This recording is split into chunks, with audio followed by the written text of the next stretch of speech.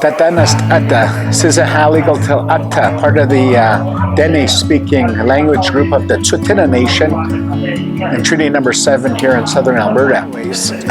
I knew that the misconception that exists on immigrants coming into Canada is very real. And when I was approached by the Board of Newcomers to be a part of a new curriculum development for immigrants coming into Canada, I knew I had to be a part of this exciting endeavor. And for me, it was a real honor. I really didn't understand when we first started what Newcomers was all about until we started having our meetings. Like for all the people that are coming into Canada, you know, to teach. Well, I don't want to say teach, but to show them our culture, way of living as First Nation people, because there's such a misunderstanding about our ways. I'm the one who suggested that we bring in the Newcomer Elders to come together and talk to us, so we can get a feel of what they want, how they feel, and for them to get a feel of what we've been through. For today, I'd say what's most important is that interconnectedness between the newcomers and the First Nations people of Canada. I mean, that's an important part of it. What it does, it sets the stage for being able to open up and hearing the true history of Indigenous people, the untold stories. You know, we all know about current events and what's happening with Indigenous communities, but there's also that stereotyping, and to dismiss that is to hear the truth, to hear the true stories. Who were the people prior to any contact? And then as we move along, to understand what happened after contact. What are some of those things that started to dismantle some of our cultural ways of knowing, being, and doing? I think sharing their stories in general is definitely very educational. We as the younger generation have to take any given opportunity to listen to an elder speak about just anything in general, whether it's from teachings to their stories and experiences. When it comes down to struggles, I feel like anybody who listens to these struggles can definitely get a different perspective and picture on how to come about struggles that they may be currently facing.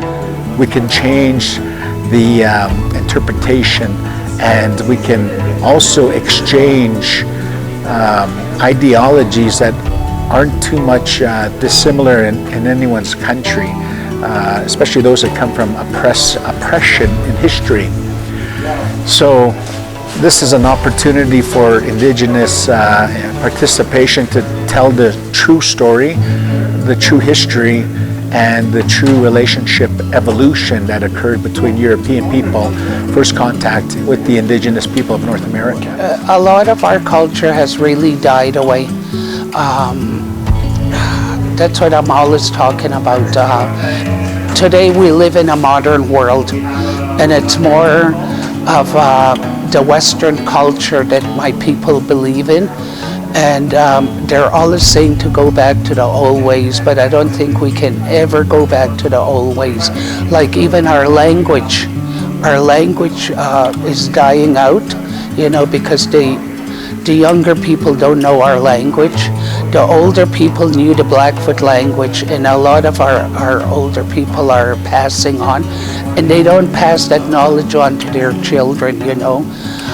So now they're trying to teach it in schools, and it's kind of they do teach it, but when they go home, their parents don't speak the language. You know, whether it's in family structures, whether it's in community settings, you know, those roles and responsibility our people had.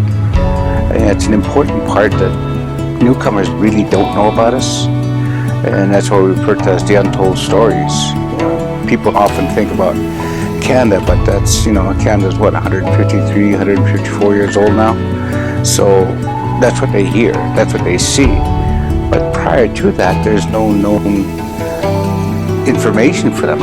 I wanted to have an experience with our Indigenous elders, and when I heard that the invitation is about elders from other nations as well, I really felt honored. I'm really inspired by what I have learned from here. It has made me stronger. I feel refreshed. I feel reinvigorated. And my biggest takeaway is to value one's roots and traditions, and honor the children who will be the future leaders. Oh, when I received the invitation, I felt that I wanted to be here with other people that we can share a common ground for learning. It was lovely to hear the stories of everyone and see how everyone has a lot to share. All of us, we have great experience, and it's time to have a better understanding and better communication among all of us. So we are an Indigenous youth organization. We deal with youth from ages 13 to 29, and we focus on culture, mentorship, and living a healthy lifestyle. One cool thing that we are doing right now is bringing culture and technology together.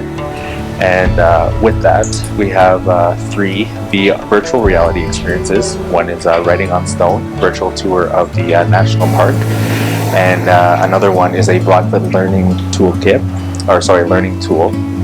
And in the game, you are on a journey to find your wife. And you learn basic Blackfoot words, you talk to animals. And then the last one is a escape room, and that deals with homelessness. I think for the newcomers to say this is what needs to happen, hear us, as well as the fact that we need to know who they are. And looking at how we do things in a cultural way and saying that, who are you and where do you come from was a question that I gave today. And it was beautiful to hear the stories, and where I think when the participants, newcomers, said, it was so nice to be able to talk about my culture, to share it. And that's what we're looking at, is that interconnected relationship building. One of our greatest assets, powers that I see is that we're very accommodating people. And I think this is what rubs off in Canadian society today. Canadians all over the globe are interpreted as friendly people.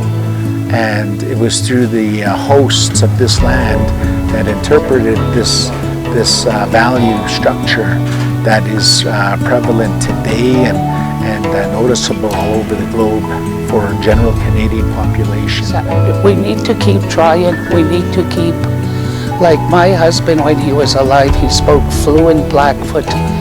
And after he passed on, there was nobody at home that I can interact with that spoke the Blackfoot language. So I really miss that. I really miss that. I guess if I was to stand in front of a room full of newcomers, I would definitely open up my arms and say, welcome to the ancestral lands of the First Nations people of Canada. It's open to you as we share the land and we share the resources, as much as we share the sun, the air, the water, the foods. It's all encompassing because, first off, we're all human beings. And in our cultures, we don't neglect or shun any human being. And this is what I would tell them. Sing a song for them, maybe, or say a prayer for them. Tell them to relax. This is our ways. This is our ways to honor Creator and to honor all the other newcomers that are sitting here. So I tell them, let's pray together. Let's do things together so we can be one. Because First Nations, Indigenous people, we believe we're one with the earth. And because everything that we do comes from the earth, our prayers, our pipes, our medicines, our smudge, everything comes from the earth. This building comes from the earth. Anything comes from the earth. So we're one with the earth. I would definitely say we as Indigenous people welcome you with open arms. We hope that you enjoy your experience here, learning not only from the current lifestyle, but also the history of Canada, especially on the Indigenous side.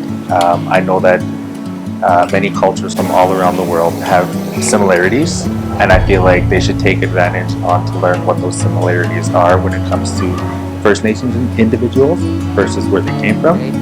But what I'd like to tell the newcomers is